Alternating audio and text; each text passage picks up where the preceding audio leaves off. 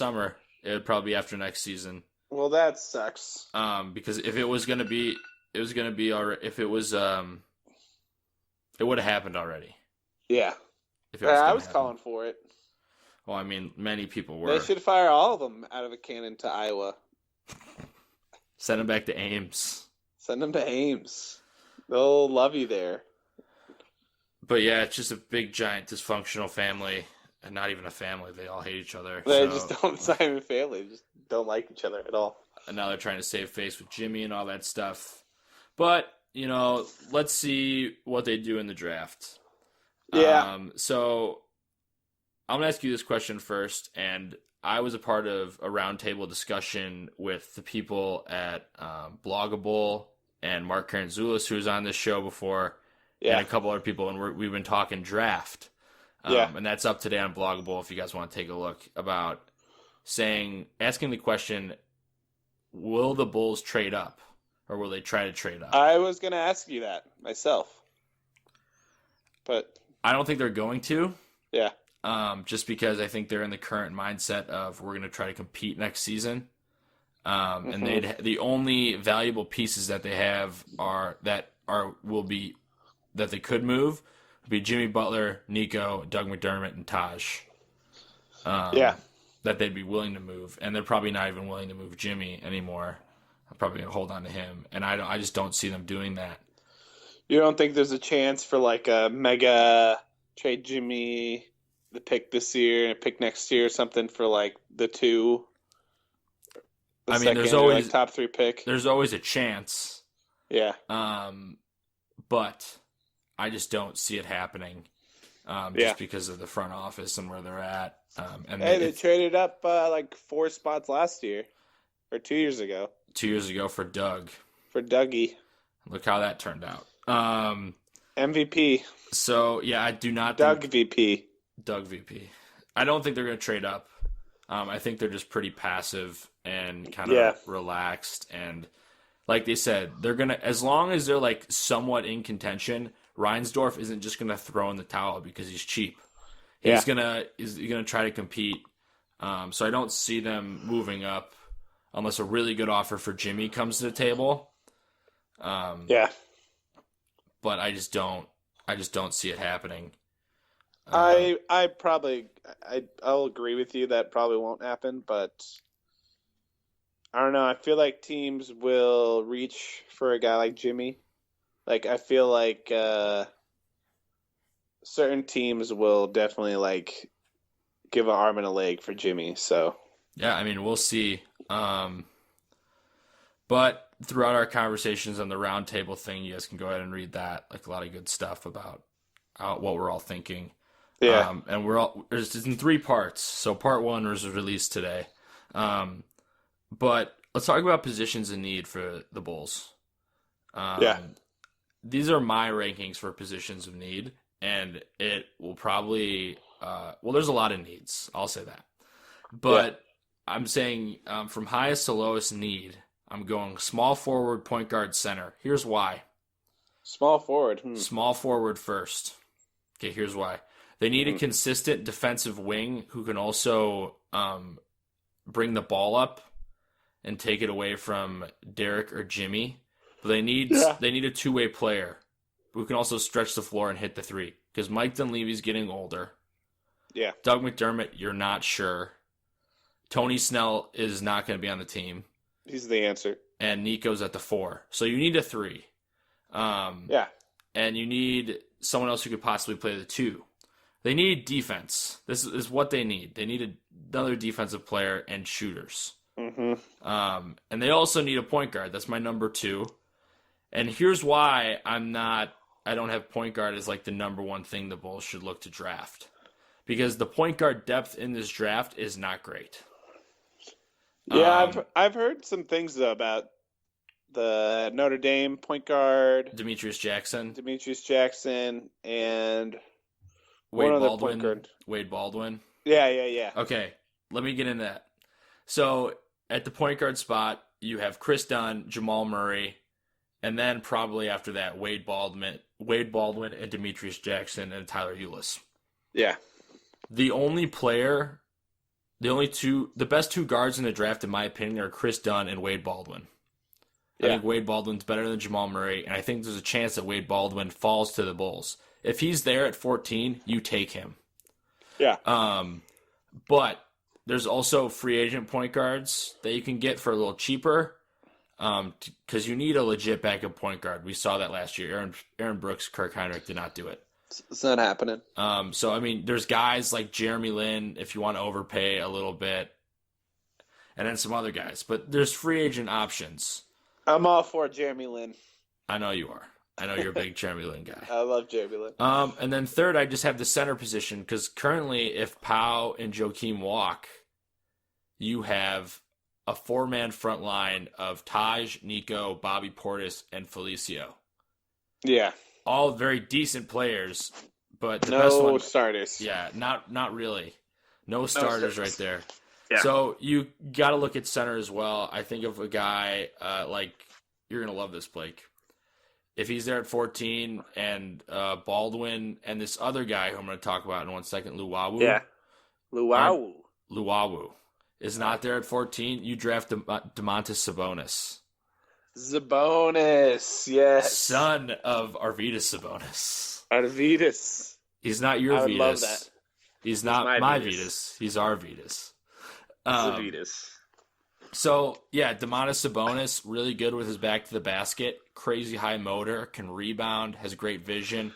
Literally does it all. Don't know how it'll pan out in the NBA scoring-wise, but he has that work ethic and that motor.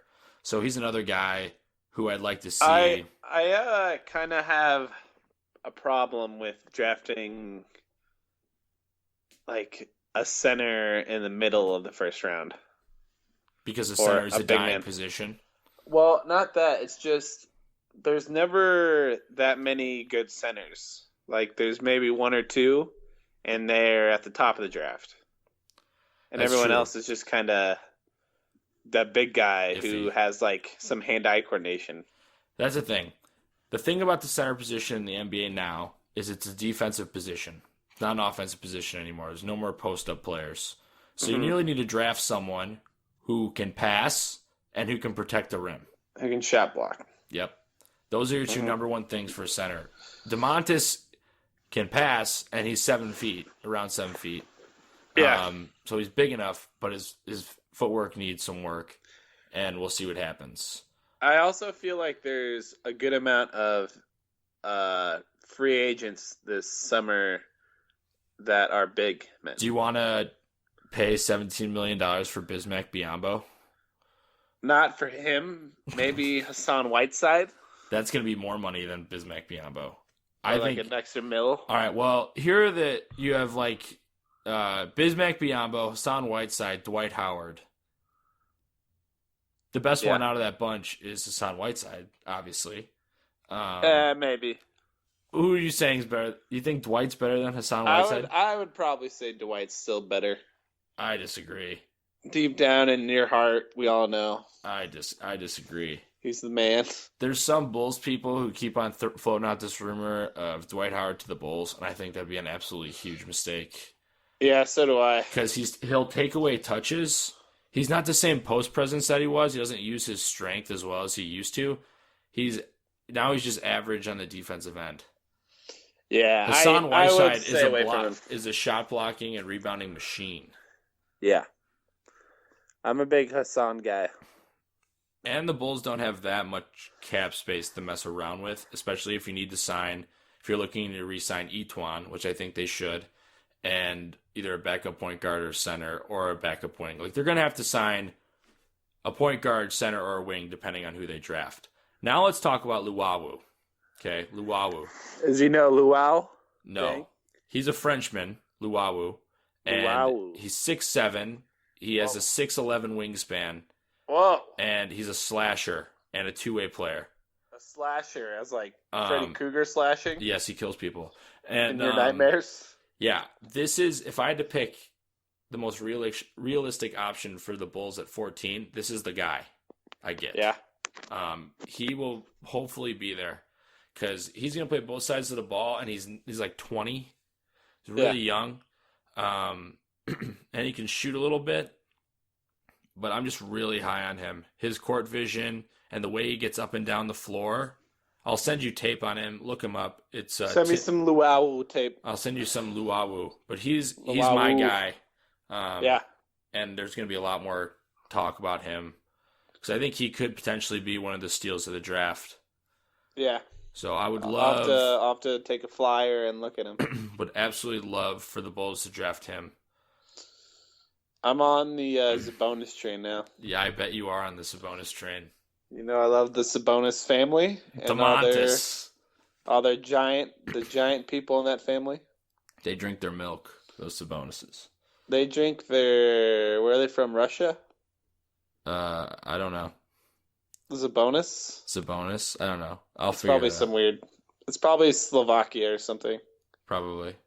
I'll bet you money it is, actually. But yeah. All right. Well, NBA playoffs. Have you been watching? Yeah, I have.